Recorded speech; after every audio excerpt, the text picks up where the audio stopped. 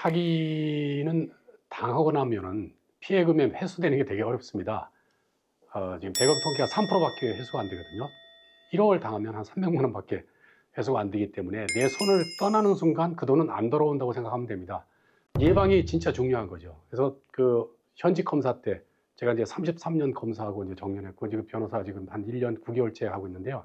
계속 그 관찰, 그리고 현직 검사 때는 사기꾼한테도 물어보고 해가지고 사소한 그들의 행동 속에서 이 사람은 사기칠 사람이라는 걸 판단할 수 있는 그런 걸 찾아냈습니다. 그래서 그걸 갖다가 사기꾼 감별 체크리스트 31가지 그 체크리스트를 만들었는데요. 옛날에 보면 우리가 새마을 호나 뭐 이런 거 타고 부산에서 서울 올 때 한 대전쯤 오면은 차가 좀 딴 역보다는 좀 오래 정차해 있잖아요. 근데 거기 보면은 그 기차 그 영무원들이 망치를 들고 왔다 갔다 하더라고요. 처음에는 왜 그런가 했더니 그걸 가지고서 뭐들 두들기더라고요. 보니까 기차 바퀴를 두들기는데 이 바퀴가 깨져 금이 갔다든지 이러면 소리가 좀 다르게 난답니다. 그래서 망치를 들고 다니면서 이제 이게 소리로서 이제 이게 좀 차가 좀 문제가 있는지 감별하듯이 우리가 이 거래하는 상대방의 사소한 행동 속에서 이 사람이 앞으로 사기를 칠 사람인지 아닌지를 감별하는 거죠. 31가지 중에서 가장 큰 특징은 뭐냐면은 경계벽을 허물어서 상대방한테 신뢰를 얻는 거죠. 신뢰를 얻게 되면 이제 게임이 끝나는 거죠. 그래서 감성을 자극해서 신뢰를 얻는다. 그 이성이 어느 정도 이제 마비되면 돈을 주게 되거든요. 첫 번째 특징이 뭐냐면은 필요 이상 너무나 미안할 정도로 잘해주고 목적이 달성되면, 다시 말해서 자기가 원했던 어떤 그 돈을 상대방한테 받게 되면은 연락이 없거나 태도가 돌변합니다. 예를 들면 이제 전청조 사건인 경우에 보면은 굉장히 지금 이 상대방한테 잘해주거든요. 우리가 제3자한테 더 큰 사기를 치기 위해서 일단은 남현희 씨를 막 이렇게 그 감동을 주잖아요. 뭐 이렇게 선물도 명품 선물도 하고 좋은 벤틀리 차인가요? 뭐 그것도 하고 뭐 시그니엘 그 큰 좋은 그 집에도 막 이렇게 살게 하고 뭐 굉장히 상상을 초월할 정도로 되게 잘해주잖아요. 그렇기 때문에 이제 사람들이 경계벽을 허물게 되죠. 그리고 또 다른 그 제3자한테 사기를 치는데 그 의사 선생님인가요? 한 10억 정도 사기를 치는데 그 인천의 그 아주 그 좋은 호텔 하루 자는데 1200만 원 정도는 거기에 숙박을 하도록 하고 뭐 500만 원짜리 뭐 와인 선물한다든지 이런 굉장히 물량 공세를 해가지고 너무 미안할 정도로 잘해 그런 게 있고요.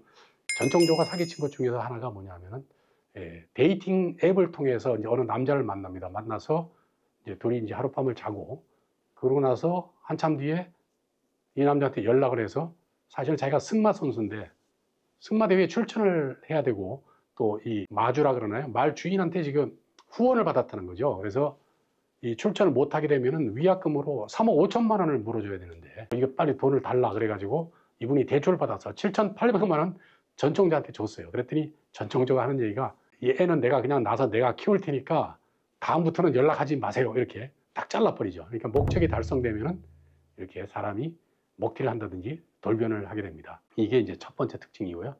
두 번째 특징은 뭐냐 하면은 제가 현직 검사 때 많은 그 사기 사건을 수사를 했는데 그 중에 어떤 사기꾼은 도저히 이해를 못 하겠더라고요. 진짜 평생 동안 자기한테 너무 잘해줬던 분인데 그분의 전 재산을 다 사기치는 바람에 이분은 완전히 폐인이 되는 그런 상황이 됐었는데요.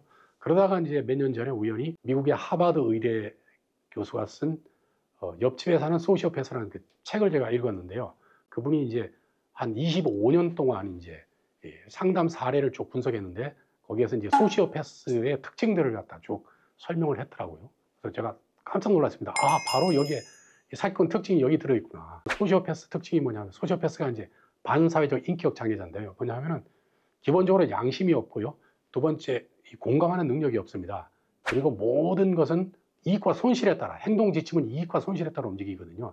이제 그런 게 있고, 그 다음에 자기한테 좀 해코지한 사람들한테는 반드시 복수를 하고, 하여튼 뭐 그런 특징들이 여러 가지가 있는데, 첫 번째 특징이 뭐냐면, 약속을 잘 지키지 않는다.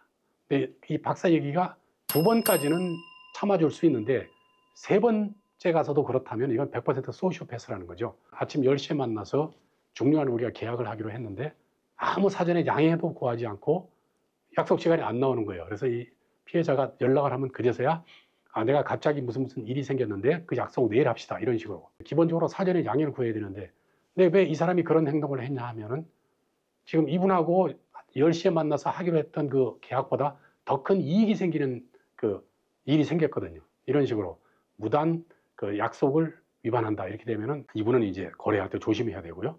두 번째도 소시오패스 특징인데 사회적 약자를 굉장히 무시합니다. 예를 들어서 뭐 식당 종업원이라든지 이런 사람들을 굉장히 그 인간이하 취급을 합니다. 간혹 내가 이제 이렇게 밖에서 만난 사람들 중에서 괜찮은 분이었는데 어느 날 식당을 갔는데 이 식당 종업원을 진짜 너무 막 야단치고 아주 같이 있는 분들이 미안할 정도로 이분들은 자기 마음에 안 들었다 이거죠. 왜 그런 거 하니 이 박사님 얘기가 사회적 약자는 자기한테 전혀 도움이 안 된다는 거죠. 그러니까 왜냐하면 이익과 손실에 따라 움직이니까. 그래서 뭐 골프를 치러 갔는데 뭐 캐디한테 너무 미안하게 너무 그냥 야단을 쳐가지고 내게 골프를 하는데 공이 안 맞는 게 내가 불안해가지고 이런 분들은 거래할 때 조심을 해야 되고요. 그 다음에 연기를 너무 잘합니다. 동정심을 얻기 위해서 굉장히 불리한 상황에 처하면 그 위기를 모면하기 위해서 이제 실제로 보면은 이런 거. 내가 이제 어떤 사기꾼한테 돈을 빌려줬는데 돈 받으러 갔습니다. 갔는데 자기의 지금 너무너무 힘들고 어려운 뭐 처지를 얘기를 하면서 막 눈물까지 지으면서 굉장히 막 이 힘들어하는 그 모습을 보여주는 거예요.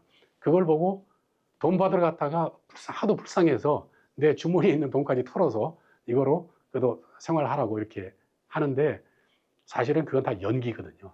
이 사기꾼은 뭐라 그러냐면은 자기 연기에 잘 속았다고 굉장히 이 피해자를 우습게 보는 그런 게 있고요.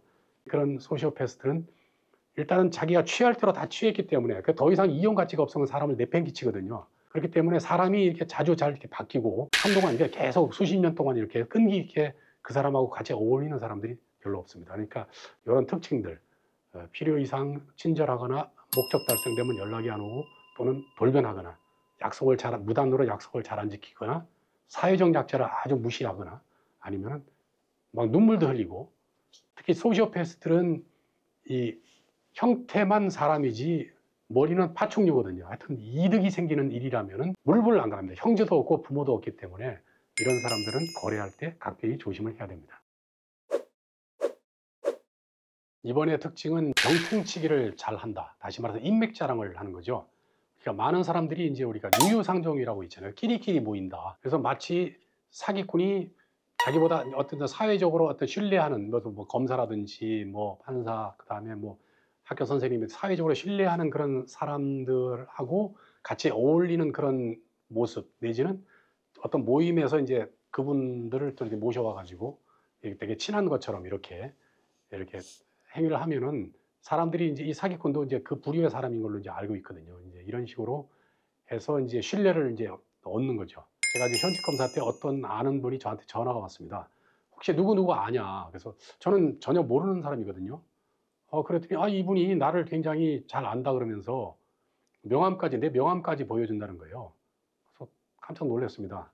그게 아마 생각컨대 내가 어떤 모임에 갔을 때 제가 준 명함을 가지고 그렇게 했던 것 같습니다. 하여튼 어쨌든 간에 이제 그런 식으로 인맥을 자랑을 누구 안다 이렇게 막 떠드는 사람이 있거든요. 이런 사람들은 현재 이분이 별 볼 일 없는 사람이구나 이렇게 생각하시면 됩니다. 전청조인 경우도 보면은 자기의 어떤 그 인맥을 자랑하기 위해서 남현희 선수를 끌어들였고 그 다음에 남현희 선수가 옛날에 박세리 그 선수한테 골프를 배웠답니다. 그래서 친하게 됐는데 그래서 그걸 통해서 어떤 병풍치기를 이렇게 했고요. 한 몇 년 전에는 포항의 그 가짜 수산업자 그 사건이 터졌죠. 굉장히 사회적으로 굉장히 주목을 받은 사건인데요. 거기도 보면은 그 수산업자가 현직 검사도 끌어들였고요. 그 다음에 기자, 뭐 유명한 사람, 심지어는 뭐 유명한 정치인도 굉장히 친한 것처럼 이렇게 했고, 그 다음에 연예인한테 또 뭐 포르쉐 자동차 선물하고 명품 가방도 선물하고 뭐 이런 식으로 그런 행동을 할 때는 굉장히 이제 조심을 해야 되는 거고요. 그 다음에 이제 또 특징 하나가 뭐냐면은 이거는 중요한 정보이기 때문에 비밀을 유지해다오 이렇게 얘기를 합니다. 사기 피해자들이 이렇게 저한테 왔을 때 상담하다 보면은 이거 비밀로 해달라 그래가지고 딴 사람한테 얘기를 못했다 그러거든요. 사기꾼 특징이 뭐냐면은 외부와 이 피해자 간의 어떤 정보를 차단함으로 해가지고 그렇게 되면은 이 사기 피해자는 이 사기꾼한테 의존하게 되잖아요. 그렇게 되면 합리적인 사고를 못해요. 그러면 쉽게 이제 착오에 빠지는 거죠. 제가 현직 검사 때 제가 상담했던 피해자인데요. 학교 다닐 때 이제 고등학교 때인가 뭐 동창이랍니다. 오래간만에 만났는데 하는 얘기가 자기가 지금 부동산 뭐 이렇게 미공개 개발 정보를 이용해서 이렇게 투자를 받아서 그게 나중에 이제 그 개발 정보가 개발이 풀려서 이제 땅값이 오르면 팔아서 이제 돈을 버는 그런 일을 하고 있답니다. 그래서 옛날에 노하우하고 되게 친했기 때문에 이번에 중요한 그 하나 개발 정보가 있는데 돈을 투자해라. 이래가지고 땅을 산다고 1억 원을 줬어요. 줬는데 얘기했던 대로 뭐 개발도 안 되고 굉장히 힘들어가지고 이제 고소를 하겠다 이러면서 저보고 이제 어떻게 해야 되냐 그러겠더라고요. 그 장소는 산 비탈이었고 전혀 개발될 그런 상황도 아니었답니다. 뭐 그런 문제가 있었고요. 그래서 지금 현재 진행되는 상황이 그거를 갖다 다시 딴 사람한테 팔아서 나오는 돈으로 이제 이 친구한테 변제하기로 이렇게 했답니다. 그래서 내가 그럼 소유권 그 당시에 그 등기는 이전 받았냐 그랬더니 소유권 이전 등기조차도 받지 않았다고 합니다. 그냥 돈만 준 거죠.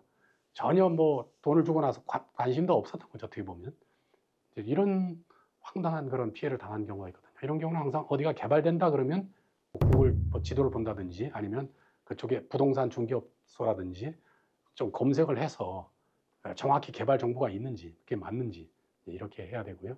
특히 이제 보이스피싱인 경우에도 뭐 특징적인 게 항상 옆에 누가 있냐 이렇게 물어봐요.